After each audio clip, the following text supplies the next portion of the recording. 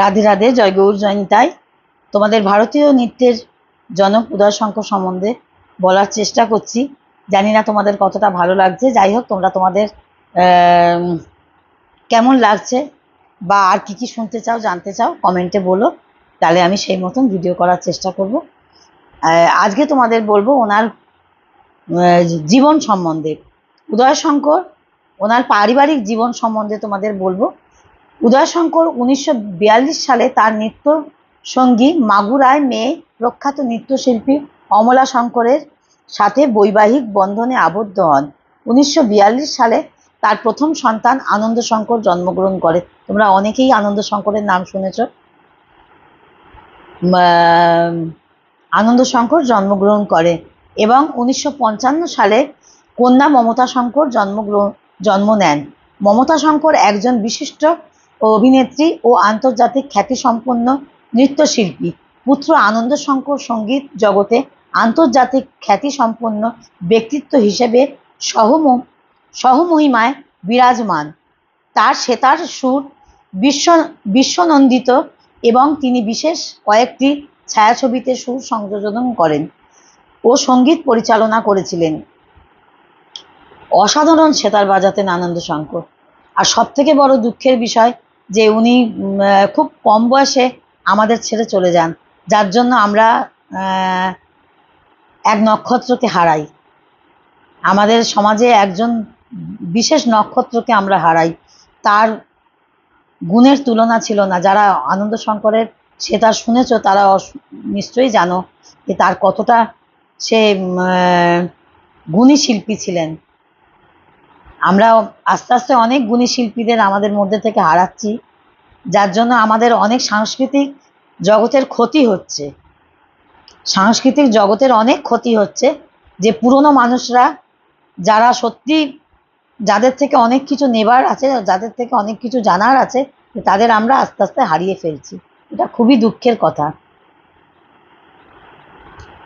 যাই হোক, তোমাদের যে কথাটা বলছিলাম সেখানে যাই। তিনি বিশেষ কয়েকটি ছবিতে সুর সংযোজন ও সঙ্গীত পরিচালনা করেছিলেন। তার স্ত্রী তনুশ্রী শঙ্কর একজন নামকরা নৃত্যশিল্পী ও অভিনেত্রী হিসেবে সুপ্রতিষ্ঠিত। এটা তো তোমরা সকলেই জানো। উদয় শঙ্কর, অমলা শঙ্কর, রবি শঙ্কর থেকে শুরু করে আনন্দ শঙ্কর, মমতা শঙ্কর পর্যন্ত এক ঝাঁক উজ্জ্বলতম তারকা বাংলার গৌরব গাঁথায় স্বমহিমায় সমুজ্জ্বল হয়ে আছে। এটা তো একদম ঠিক কথা, তাই না? তারা এই তোমাদের একটা কথা বলি, এই মমতা শঙ্কর, তনুশ্রী শঙ্কর এখনো যারা এই একাডেমিটা চালিয়ে যাচ্ছেন, তারা কিন্তু এই উদয় শঙ্করের ঘরানাটাকেই কিন্তু বজায় রেখেছে। তোমরা যারা নাচ শেখো তারা একটা জিনিস তারা নিশ্চয়ই তোমরা জানো যে প্রত্যেকটা শিল্পীর একটা নিজস্ব ঘরানা থাকে। সেই ঘরানা অনুযায়ী যদি তারা শিল্পটাকে প্রদর্শন করতে পারে তাহলে কিন্তু সেটা অনেক সুন্দর হয়, অনেক ভালো লাগে দেখতে। সেই ঘরানাটাকে বজায় রাখার তোমরা, এটা আমার বিশেষ অনুরোধ। এখন নাচটা অন্য পর্যায়ে চলে গেছে, এটা আমার বলতে সত্যি খুব খারাপ লাগছে। নাচটা আর নাচের জায়গায় কতটা আছে আমি ঠিক বলতে পারবো না, কারণ আমার একার সময় খুব আশ্চর্য লাগে। নাচটা আমাদের সময় আমরা যেভাবে নাচ করে এসছি বা যেভাবে আমরা নাচ দেখে এসছি, গুণীজনদের কাছে, এই সমস্ত মানুষদের কাছে যে নাচ আমরা দেখে এসছি, সেই নাচ আজকে অনেকটা হারিয়ে গেছে। এবার যারা নাচ করছো আমি তাদের অনুরোধ করব, বিশেষ করে তারা অন্তত তাদের নাচটাকে একটু ফলো করো বা তাদেরকে একটু আইডল করো। তাদের ক্ষতি কিছু হবে না, উপরন্ত ভালো হবে, উপরন্ত তোমাদের ভালো হবে। কারণ একটা ঘরানা বজায় রাখাটা ভীষণভাবে দরকার। এখন আমি নাচের মধ্যে কোনো ঘরানা খুঁজে পাই না। এটা খুব দুঃখজনক একটা কথা বললাম, এটা আমার খুব খারাপ লাগে। কারণ একটা ঘরানা বজায় রেখে নাচকে উপস্থাপনা করাটা ভীষণভাবে দরকার। আমি কি করছি, কেন করছি, কি দেখাচ্ছি, এইটা বিশেষভাবে দরকার। তোমার এক্সপ্রেশন, তোমার মুদ্রা, একটা মুদ্রা থেকে আরেকটা মুদ্রায় যাওয়া, একটা ফিগার থেকে আরেকটা ফিগারে মুভ করা, এগুলো তোমরা দেখবে এই মানুষগুলো দেখিয়ে গেছেন। এই মানুষগুলো আমাদের অনেক কিছু শিখিয়ে গেছেন, যেগুলো আমরা হয়তো সেগুলোকে ধরে রাখতে পারছি না, কারণ এখন জেনারেশন গ্যাপ, তো এখন জেনারেশন বাই জেনারেশন গ্যাপ, নাচটা এখন মানে অন্য মাত্রায় চলে গেছে, অন্য মাত্রায় চলে গেছে। ওই জন্য যাই হোক, আমি এটা করি, আমি এই ভিডিওগুলো দেওয়ার চেষ্টা করি। এক মানে আমার তো ভালো লাগা বিশেষভাবে আছেই, আমার তো একটা বিশেষভাবে ভালো লাগার জায়গা আছে, তাদের প্রতি আমার মানে অফুরন্ত শ্রদ্ধা, যেটা মানে মুখে বলে প্রকাশ করা যায় না। কারণ কারণ আমি শৈশব থেকে তাদেরকে দেখেই আমি বড় হয়েছি, আর এটা তো আমার মানে মানে তাদেরকে আইডল করে আমিও বড় হয়েছি। অতএব এখন যেটা দেখতে পাই না সেটা আমার খুবই খারাপ লাগে, এখন মানে অন্য মাত্রায় চলে গেছে। যাই হোক, আমি যেটা বলছিলাম সেটা তোমাদের শেষ করি। ওনার পুরস্কার সম্মান সম্বন্ধে বলবো তোমাদের। হ্যাঁ, যাই হোক, বলতে বলতে একটু ইমোশনাল হয়ে যাই। হ্যাঁ, যাই হোক, তোমরা কিছু মনে করো না বন্ধুরা। ওনার পুরস্কার সম্বন্ধে তোমাদের বলবো। পুরস্কার ও সম্মান। বিশ্ববরেণ্য নৃত্যশিল্পী উদয়শঙ্কর তার সাংস্কৃতিক অবদানের জন্য বিশ্ববাসীর কাছ থেকে লাভ করেছিলেন অভাবনীয় স্বীকৃতি ও সম্মান। সেগুলি হলো 1960 সালে সঙ্গীত নাট্য একাডেমি পুরস্কার। উনি বহু পুরস্কৃত হয়েছিলেন, বিদেশেও তাই, আমাদের এই দেশেও তাই। সেগুলি হলো 1960 সালে সঙ্গীত নাট্য একাডেমি পুরস্কার, ক্রিয়েটিভ ড্যান্স। ওনার বিশেষত্ব ছিল কিন্তু ক্রিয়েটিভ ড্যান্স। ক্রিয়েটিভ ড্যান্স মানে আধুনিকতা প্রচুর ছিল, কিন্তু এখনকার মানুষ সেই আধুনিকতাটাকে গ্রহণ করতে সেইভাবে ইচ্ছে তাদের হয় না বললেই চলে। সৃষ্টির জন্য এই মর্যাদাপূর্ণ পুরস্কার লাভ করেছিলেন। ওনার সৃষ্টির তুলনা হয় না, সেটাই এখানে, তাই সৃষ্টির জন্য আলাদা মর্যাদাপূর্ণ পুরস্কার ওনাকে দেওয়া হয়েছিল। 1962 সালে সঙ্গীত নাট্য একাডেমি ফেলোশিপ, এই পুরস্কারটি উদয়শঙ্করকে তার জীবদ্দশায় অসামান্য কৃতিত্বের জন্য দেয়া হয়েছিল। তাহলে আমরা অনেকটাই জানতে পারলাম তার সম্বন্ধে। 1975 সালে দেশিকোত্তম পুরস্কারে সম্মানিত হয়।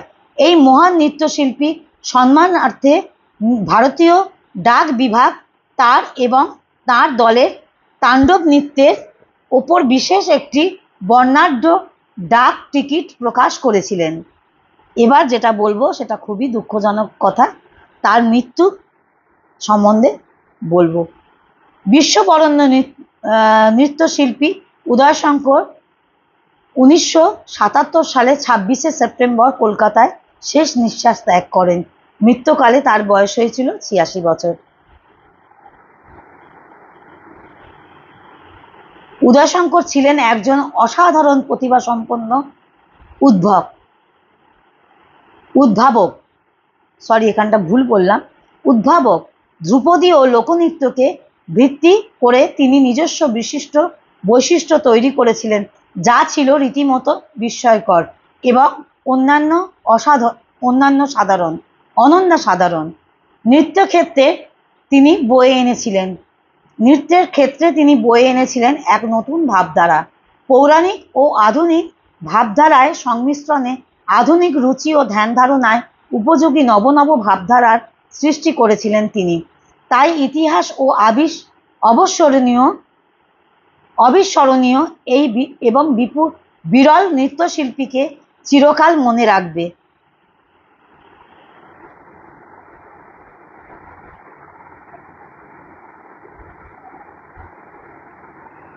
যাই হোক, তোমাদেরকে এই পর্যন্ত বললাম।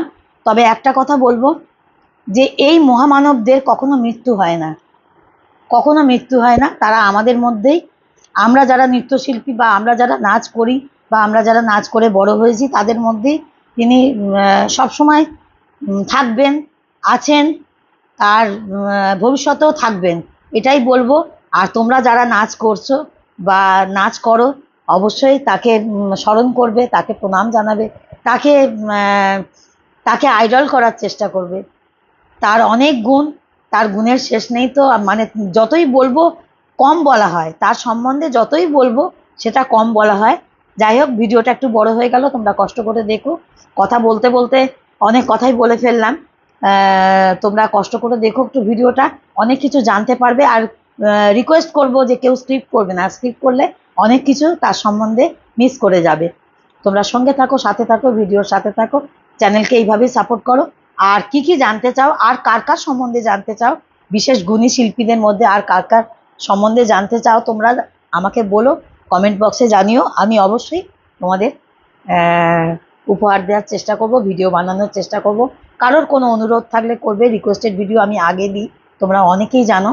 আগে রিকোয়েস্টেড ভিডিও রাখার চেষ্টা করি, তারপর আমি আমার নিজের ভিডিও দিই। তোমরা সকলে ভালো থেকো, সুস্থ থেকো, ততক্ষণ রাধে রাধে। জয় গৌর, জয় নিতাই।